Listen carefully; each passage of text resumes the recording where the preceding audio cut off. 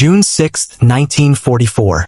Before sunrise, thousands of Allied soldiers were already moving across the English Channel. Hundreds of ships filled the water. Aircraft filled the sky. The largest amphibious invasion in history was about to begin. Its destination was Normandy, France. The mission was enormous.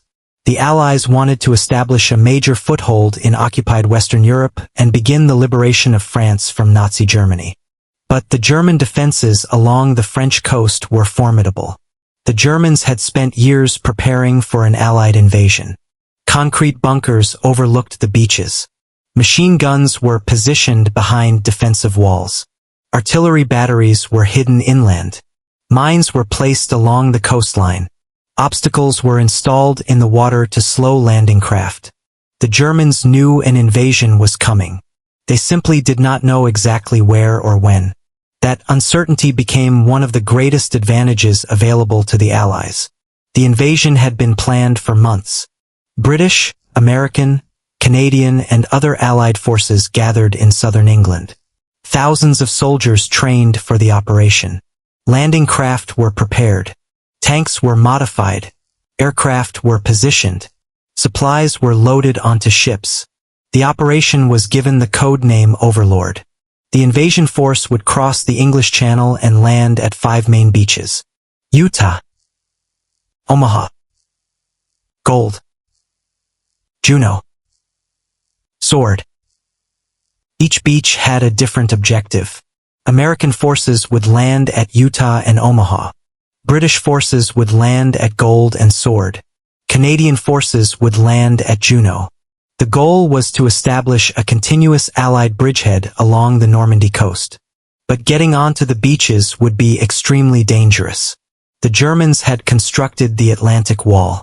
It was not one continuous wall but a huge network of defensive positions stretching along the European coastline. The Allies needed to break through it. And they knew the first hours would be critical. The invasion was originally scheduled for June 5th. But bad weather forced a delay. The English Channel became rough. Clouds covered the sky. Winds increased. The operation could have been postponed even longer. But Allied Commander General Dwight Eisenhower made the decision to proceed on June 6th. The weather was still far from perfect. But the opportunity would not last forever. During the night of June 5th, thousands of Allied paratroopers flew toward Normandy. Their mission was to land behind German defenses. They would destroy bridges, capture important roads, attack German positions, and prevent German reinforcements from reaching the beaches. The sky above Normandy filled with aircraft. Paratroopers prepared to jump. But the operation quickly became chaotic. Some aircraft dropped soldiers far from their planned landing zones. Others landed in fields, villages, and flooded areas. Men became separated from their units. Some equipment was lost. Yet many paratroopers continued fighting. Their mission was to create confusion behind the German lines. At sea, the main invasion fleet continued toward Normandy. As dawn approached, the coastline became visible. Thousands of landing craft moved toward the beaches. Behind them were larger ships carrying artillery and reinforcements. The Allied naval bombardment began. Warships fired enormous guns toward German defensive positions. Aircraft attacked targets inland. The coastline shook under the bombardment. But many German defensive positions survived. Then the landing craft approached the beaches. The ramps dropped. Soldiers jumped into the water. The first waves moved toward the shore. At Utah Beach, American forces encountered strong resistance but were able to move inland. The landing was helped by the fact that some troops came ashore away from their planned position. Ironically, the mistake placed them in an area where German defenses were weaker. At Omaha Beach, the situation was much worse. Omaha was heavily defended. German machine guns and artillery covered the beach. American soldiers had to cross open ground under intense fire. The beach was filled with obstacles. Vehicles struggled to move. Some tanks were destroyed. Units became separated. Officers attempted to reorganize their men. The first hours were chaotic. Many soldiers were pinned down near the shoreline. Yet they continued moving forward. Small groups began climbing the cliffs and attacking German positions from the sides. The defenses slowly began to break. Omaha would become one of the most difficult parts of the entire invasion. Further east, British and Canadian forces were landing. At Gold Beach, British troops pushed inland. At Juno Beach, Canadian forces faced strong resistance but continued advancing. At Sword Beach, British forces moved inland toward important objectives. The landings were not identical. Some beaches were captured more quickly than others. But by the end of the day, the Allies had established a foothold. The invasion had succeeded. Yet the battle was far from over. The Germans still controlled large areas of France. German reinforcements were moving toward Normandy.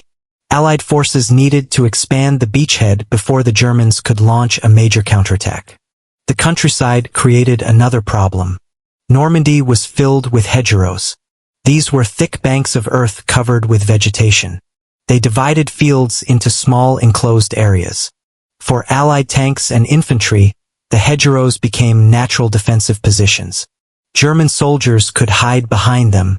American and British troops had to fight through one field after another.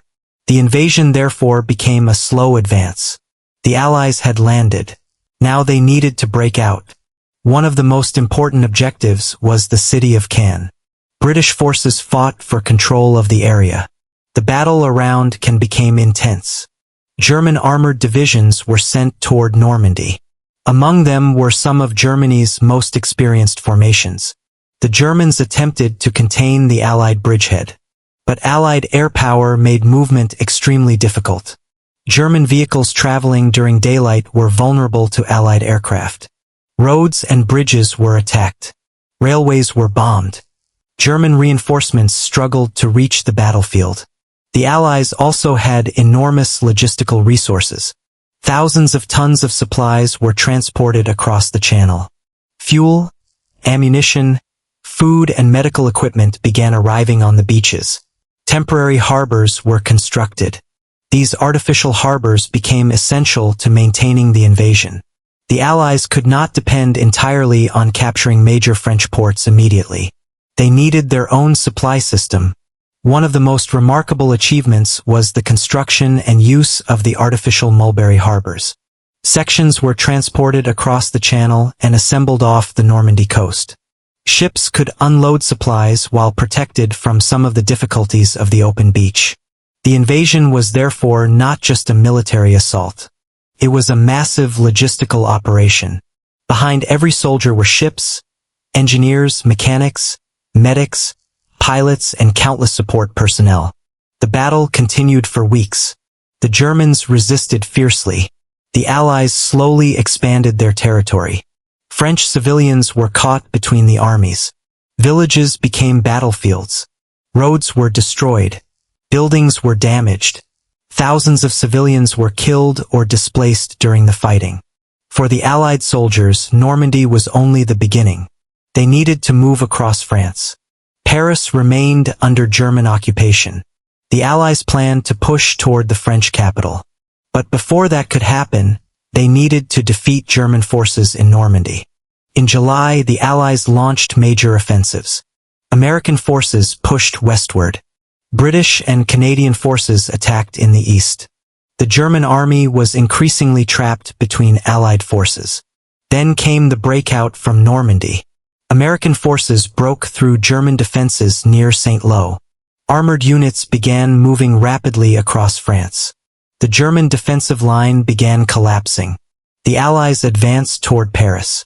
German forces attempted to retreat. But Allied aircraft attacked roads and columns. The German army suffered heavy losses.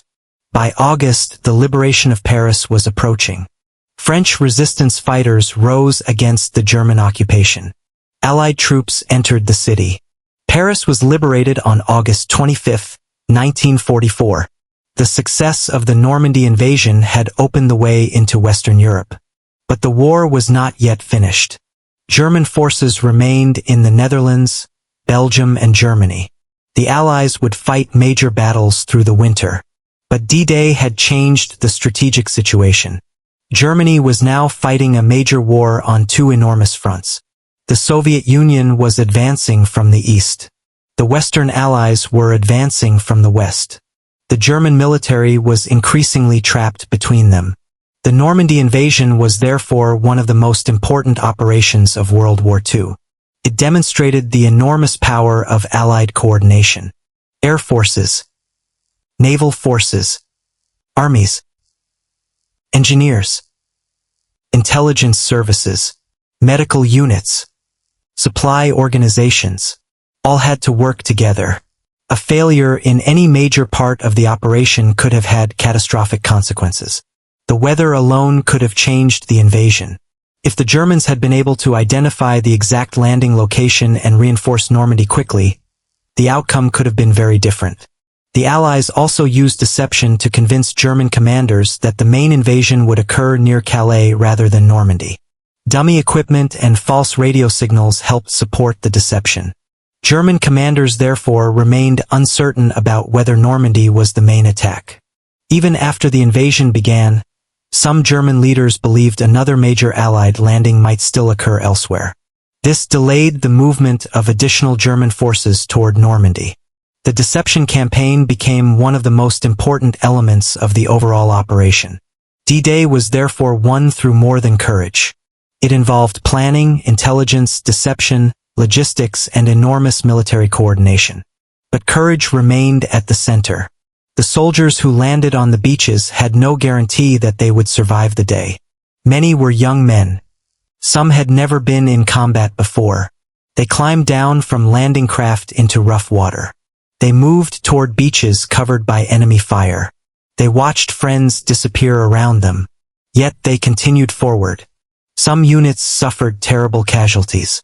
Others advanced farther than expected. By the end of June 6th, the Allies had not achieved every objective. Several planned targets remained out of reach. The beaches were not fully connected. German resistance remained strong. But the essential objective had been achieved. The Allies were in France. The bridgehead existed. And Germany could not simply push them back into the sea. From that point forward, Allied strength increased.